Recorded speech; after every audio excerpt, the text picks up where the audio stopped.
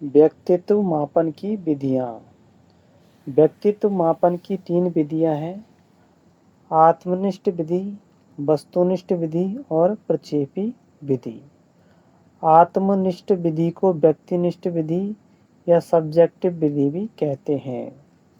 आत्मनिष्ठ विधियों संख्या 5 का लगभग 5-6 के करीब है। तो देखते हैं। केस हिस्ट्री या जीवन वृत्त या व्यक्ति इतिहास विधि।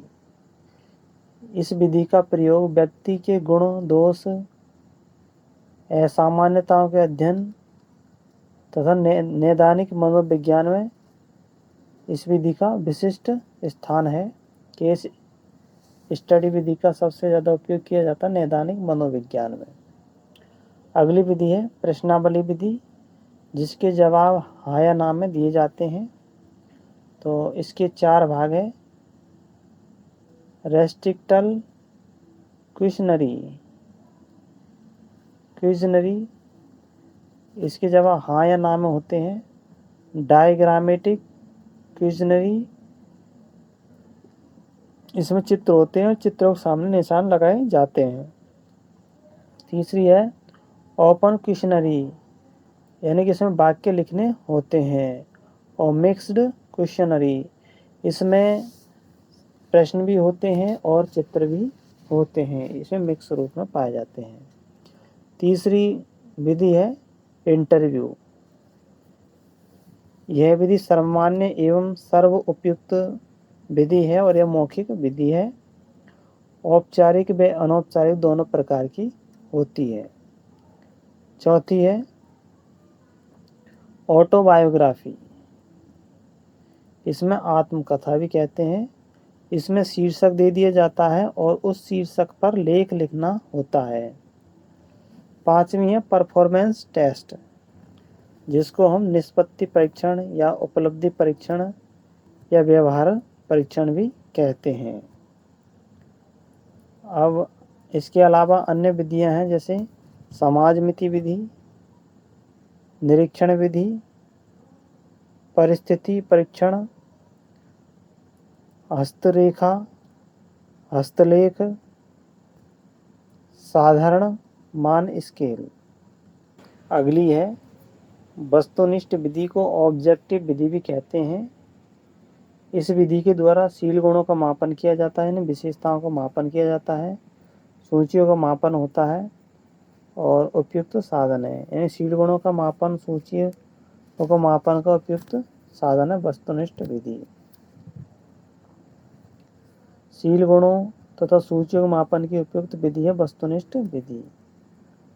फिर तीसरी है प्रक्षेपी विधि को प्रोजेक्टिव विधि कहते हैं और इस विधि के द्वारा अचेतन मन की दमित इच्छाओं का पता लगाने में किया जाता है।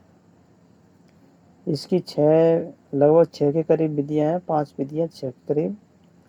तो पहली है हरमन रोसा का स्याही धब्बा परीक्षण, इसको इंक ब्लॉट टेस्ट भी कहते हैं और यह 1921 में दी थी स्विट्जरलैंड में।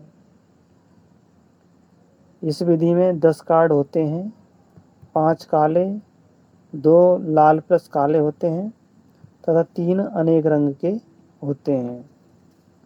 इस विधि के द्वारा हरमन रोसा विधि द्वारा संज्ञानात्मक, भावात्मक व क्रियात्मक पक्षों का मापन किया जाता है।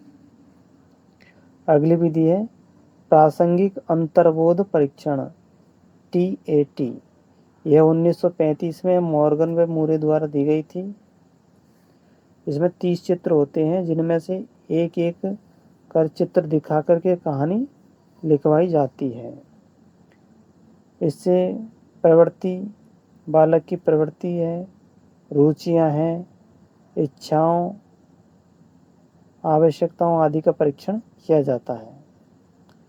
फिर तीसरी है CAT, कैट बाल अंतर्बोध परीक्षण। यह 1948 में दी थी लियोपोल्ड बेलक ने। इसमें जानवरों के 10 चित्र होते हैं और यह 3 से 11 वर्ष की आयु के बच्चों का मापन करती है। चौथी विधि है खेल या ड्रामा विधि, ये J.L. मोरेनो ने दी थी। भावनाओं का स्वतंत्रता पूर्ण प्रदर्शन करता है, यानी इस विधि के द्वारा भावनाएं स्वतंत्र रूप से अपना प्रदर्शन करती है खेल या ड्रामा विधि द्वारा। अगली है पांचवी वाक्य पूर्ति विधि, यह 1930 में दी थी पाइन व टेंडलर ने इस गुणों का बोध करने के लिए। वाक्य पूर्ति विधि। फिर इसके अलावा कुछ अन्य विधियां हैं जैसे निरीक्षण विधि, स्वतंत्र संपर्क विधि, मन विश्लेषण विधि और समाज मिति विधि।